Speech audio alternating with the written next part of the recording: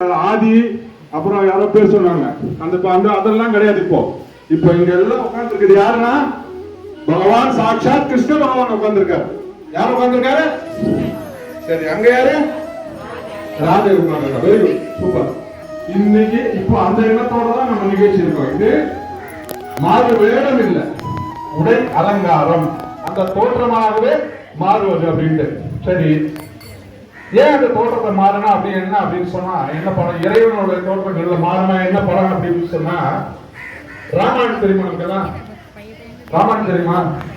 ராமர் சீதை, ராவணன் சீதை வந்து ராவணன் தூக்கி போயிடுவார், லங்கையில வச்சிருவாரு, அசோகவனத்தை வச்சிருவாங்க, அதெல்லாம் தெரியுமில்ல. நம்ம சினிமா பார்த்தா எவ்வளவு விஷயம் பார்த்திருக்கோம். அது சின்ன ஒரு விஷயம் என்ன அப்படின்னா, ராவணன் வந்து சீதையை கவர்ந்து வேஷம், அந்த முனிவர் மாதிரி வேஷம் போட்டு தான் கவர்ந்து தூக்கி போயிடும் சீதையா, அசோகவனத்தை வச்சிருக்கான். அதுக்கப்புறம் சீதை வந்து அவங்க சரண்டர் ஆக மாட்டேங்கிறான். நீ எப்படியாவது திருமணம் பண்ணிக்கோ அப்படின்னு கேட்கிறான். சீதை ஒத்துக்கவே மாட்டேங்கிறான். அப்போ பல வேடங்கள் எடுத்து போறான். முனிவர் மாதிரி வேடம் கண்டுபிடிச்சிருக்கான். அப்போ குரு கேட்கிறார், சுக்கராச்சாரியார் கேட்கிறார், மொத்த கண்டா இருக்கு அவருக்கு. அவரு அப்பா நீ எவ்வளவு வேஷம் போட்டு போற, நீ ராமர் வேஷமே போட்டுட்டு போன வச்சுக்கோங்க, சீதை உங்கள்கிட்ட வந்துருவாள் அப்படின்னா. நான் அப்படியே போட்டேன், ராமனுடைய தோற்றத்தையும் நான் வாழ்ந்த மாதிரி பண்ணேன்.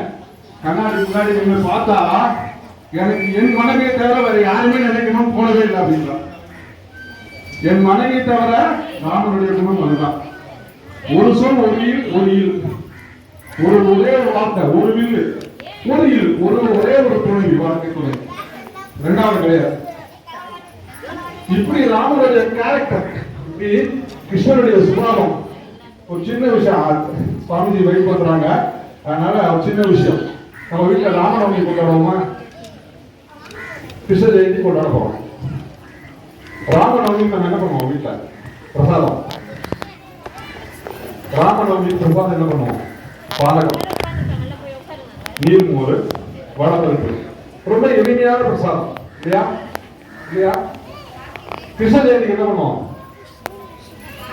சீடை, முறுக்கு, வெண்ணெய் வாங்கிட்டு வருவோம், அவலு, kesari, sakkarai pongal, vada, etcetera etcetera etcetera etcetera etcetera, நிறைய இல்லையா?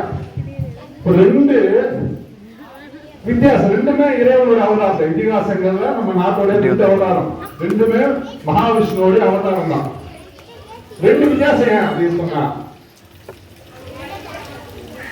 ராமன் எங்க பிறந்தாரு? எல்லாம் சொல்ற எங்க பிறந்தாரு? ராமன் எங்க பிறந்தாரு? எல்லாம் சொல்ல முடியுமா? அயோத்தியில. சரி, அரண்மனையில பிறந்தார். அரண்மனை எப்படி? பேலஸ், பிரம்மாண்டமா இருக்கும். அரண்மனையில பிறந்த ராமன் அவருடைய பிறந்த நாளுக்கு என்ன பண்றோம்? கொஞ்சம் ஒரு தயிரை ஊத்தி கலக்கி மோர், கொஞ்சம் வெள்ளத்தை தட்டி போட்டு தண்ணி ஊத்தி பானகம், கொஞ்சம் பருப்பு ஊற வச்சு வடை பருப்பு முடிஞ்சு போச்சு. எளிமையான பிரசாதம். கிருஷ்ணன் எங்க பிறந்தார்? கிருஷ்ணன் எங்க பிறந்தார்? எங்க பிறந்தார் சொல்ல முடியுமா? ஜெயில பிறந்தார், சிறையில பிறந்தார் கிருஷ்ணர். எங்க பிறந்தாரு? சிறையில பிறந்த கிருஷ்ண பரமாத்மா அவருக்கு ஏகப்பட்ட ஐட்டம். ஏன் இந்த முரண்பாடு அப்படின்னா, இது கூட வாழ்க்கை தத்துவத்துல இருக்கு. என்ன விஷயம் அப்படின்னு சொன்னா, ராஜா வீட்டு பிள்ளையா இருந்தாலும் வாழ்க்கையில எளிமையை கடைபிடிக்க வேண்டும் அப்படின்றது ராமன் உதாரணம். கிருஷ்ண ஜெயில பிறந்தாரு. தமாத்துண்டு குழந்தைய, சின்ன குழந்தையா இருக்கிறப்பயே கம்சன் ஆள் அமிச்சிட்டான், பூதகி அமிச்சிட்டான், சகடாசுரன் அமிச்சிட்டான், ஏகப்பட்ட அசுரன், நிறைய பேர் சங்காரம் பண்றாரு. எல்லாரையும் அடிச்சு தூக்கப்படுறாரு கிருஷ்ணர். காளிங்கன் மாதிரி நர்த்தனம் ஆடுறார் பாம்பு மேல பயப்படாம. கோவர்த்தனகிரி மலையை தூக்குற ஒத்த வரல.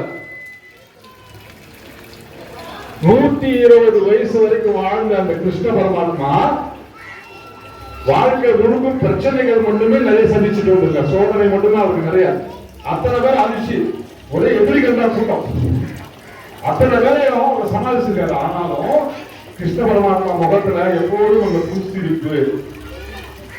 இதுல என்ன நம்ம கத்துக்கணும் அப்படின்னு சொன்னா, எளிமையாக இருந்தாலும் சக்கரவர்த்தி திருமணமாக இருந்தாலும் எளிமையான வாழ்க்கையை கடைபிடிக்க வேண்டும். சிறையில இருந்தாலும் துன்பங்களை அனுபவித்தாலும் வாழ்க்கையை என்ஜாய் பண்ணணும்.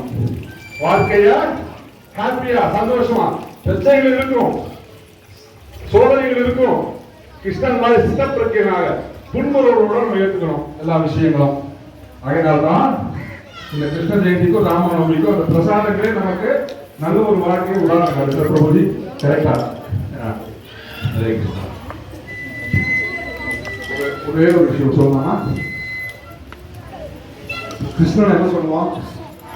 திருப்பறைய சொல்லுவான், திருடன் சொல்லுவோம் இல்லையா? எல்லாம் கேட்பாங்க, சாமியே திருடி இருக்காரு, நான் திருடினேன்னு கேட்பான் சில பேர். ஒரு விஷயத்த சொல்றேன். கிருஷ்ண பரமாத்மா என்னத்தை திருடினாரு? வெண்ணையை திருடினார். யார் வீட்டில் திருடினாரு?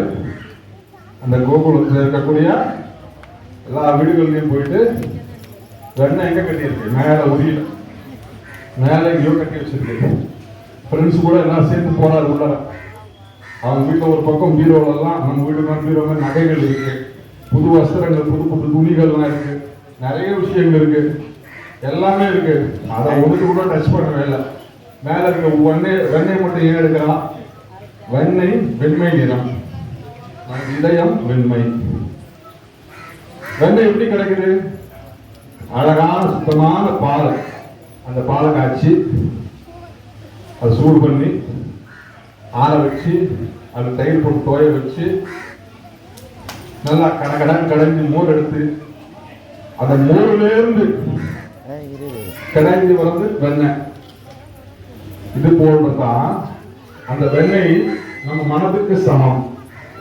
நம்ம வெள்ளை உரிமை, நம்ம மனசு எப்படி தெரிந்த பால் மாதிரி இருக்கக்கூடிய மனசை நாமஸ்மரணை பிரபுஜி சொல்றாங்க இல்லையா? ஹரே கிருஷ்ண கிருஷ்ண கிருஷ்ண ஹரே ஹரே, ஹரே ராம ராம ராம ஹரே ஹரே சொல்லி அந்த நாமஸ்மரணை சொல்லி சூடு வைக்கணும், சூடு ஏற்றணும், அந்த பாலை காய்ச்சணும், மனசுங்கிற பாலை காய்ச்சணும். அந்த மனசுங்கிற பாலை காய்ச்சி அப்படியே ஞானத்துல தோய வைக்கணும். அதுக்கு பிறகு பக்தி என்ற தயிர் ஊத்தி நாமஸ்மரணினால் மறுபடியும் கடன் கடையணும். அதை கடைஞ்சா வெண்மையான சுத்தமான மனசான வெண்ணெய் கிடைக்கும். அந்த வெண்ணெயை சுத்தமான மனதை அந்த இறைவன் அமர்ந்திருக்கிறான். இதான் விஷயம். அவன் 3 பேர் மேல ஏற்றி பாத்துருக்கீங்களா போட்டோல?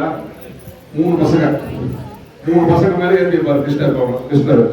அந்த 3 விஷயம் என்ன அப்படின்னு சொன்னா, நம்ம மனிதர்கிட்ட 3 குணங்கள் இருக்கு. பிரபுஜி அடிக்கடி சொல்லுவாங்க, இஸ்கான சொல்லுவாங்க, 3 குணங்கள்: தமோ குணம், ரஜோகுணம், சத்துவ குணம் அப்படின்ற 3 குணம் இருக்கு மனுஷன். தமோ குணம் சொந்த மாதிரி இப்படியே மந்தமா இருக்குது.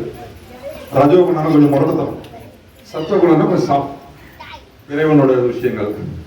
இந்த ஆண்டவன் கிருஷ்ண பரமாத்மா தமோ குணம், ரஜோகுணம், அந்த சத்துவகுணம், இந்த 3த்தையும் கடந்து அது மேல ஏறி நிற்குண பரபிரம்ம ஸ்வரூபமாக காட்சி அளிக்கின்றான்.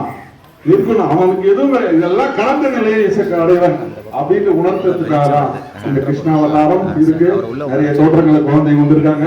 எல்லா கிருஷ்ணர் வருவாரு, கிருஷ்ணர் சிரிப்பாரு, கிருஷ்ணர் ஹரே கிருஷ்ணா ஹரே கிருஷ்ணா.